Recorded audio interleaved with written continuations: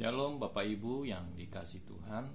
Kembali saya membacakan firman Tuhan, renungan yang sudah dikirimkan oleh Bapak Gembala kita, Pendeta Suryadi Wangsawijaya pada hari ini. Renungan bagian ke 1107. Judulnya masih Tahun Pelipat Gandaan. Subtema Kuasa Injil. Ayat firman Tuhan dari Roma pasal 1 ayat 16 sampai 17. Demikian firman Tuhan.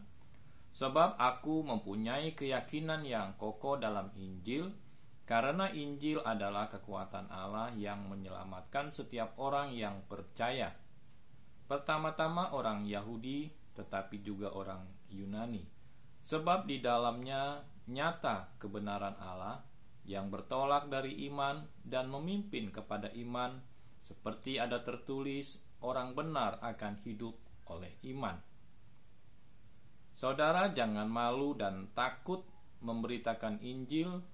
Ketika kita memberitakan Injil, kita sedang memberitakan kebenaran.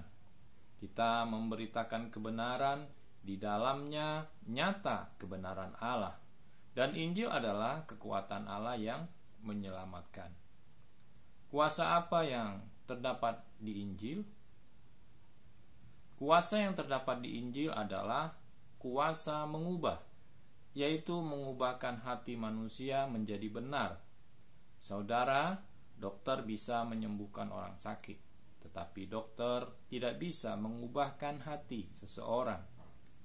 Di dunia ini banyak filsafat, ada yang banyak sekali ilmu pengetahuan, ada banyak teknologi yang modern, tetapi tetap tidak dapat mengubahkan hati manusia.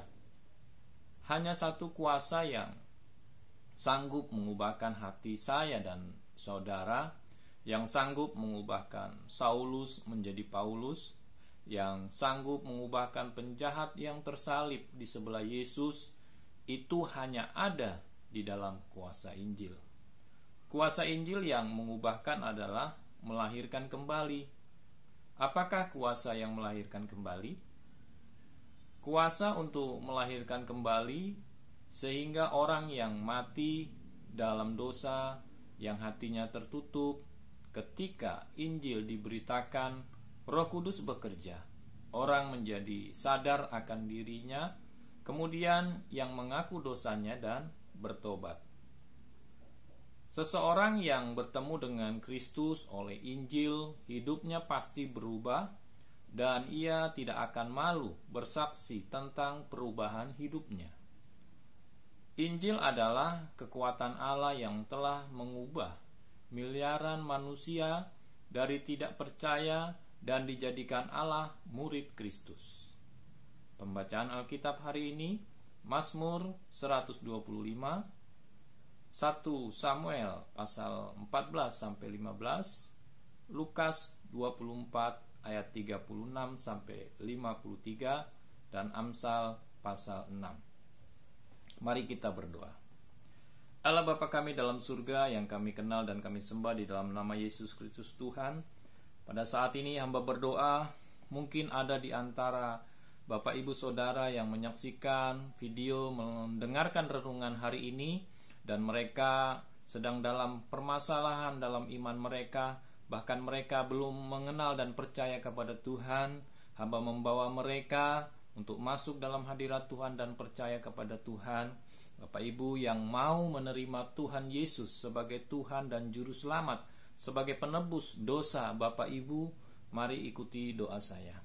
Tuhan Yesus, pada hari ini aku mendengar kebenaran firman-Mu yang aku dengar, dan aku dengan hati, dengan mulut mengaku, saya percaya kepada Yesus Kristus Tuhan sebagai Tuhan dan Juru Selamat pribadiku, Tuhan Yesus yang telah lahir datang ke dunia menebus dosa-dosaku secara pribadi. Aku menerima Engkau di dalam nama Yesus Kristus Tuhan. Haleluya, amin. Bapak Ibu yang dikasihi Tuhan, boleh teruskan renungan ini, bagikan sebanyak-banyaknya.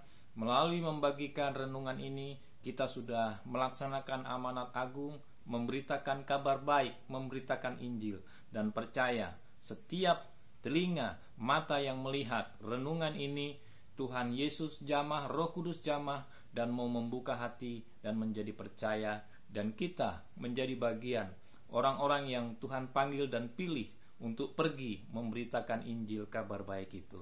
Spudi, Tuhan Yesus memberkati kita semua.